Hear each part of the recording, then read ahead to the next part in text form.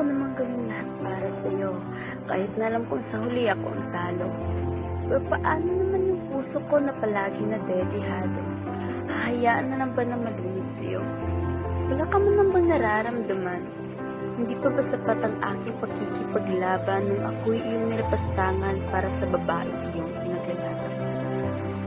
Hindi ka ba napapagod na ako'y saktan? Kasi ako, pagod na. Pagod na ako, ngunit mas pinili kong manahimik kahit na ako'y aminado. Oo, nasasaktan ako. Sige lang ba, tinanong mo lang ako. O kahit man ako nasasaktan ba ako dahil sa sabihin kita ng oo.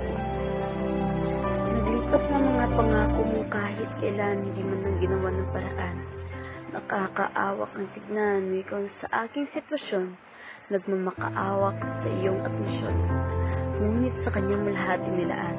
Ngayon, alam mo ng aking naramdaman kung ako'y nakipaglaban sa kidlat at ulan.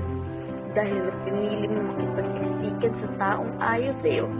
Eto ako, nagmamahal sa iyo. Ngunit alam kong wala lang ito lahat para sa iyo. Aminado ako. Oo, talo na naman ako. Paano pa nga ba ipaglaban sa taong ayaw sa iyo? Pero saglit lang mahal. Tao na din naman ako. Sasaktan. Ngunit alam kong para sa iyo wala akong karapatan. Isinagaw ko na lahat para ako yung pakinggan. Ngunit lahat ng iyo wala nang sayaw para ako yung namayan. Nakakapagod ka na mahal. Subalit mahal pa rin kita. Kahit na alam ko ako'y dihado. Paalam na. Dahil tayo tapos na. Wawakasan ko ng ating kwento. Kaya mahal, salamat. Salamat sa panandalian nating relasyon.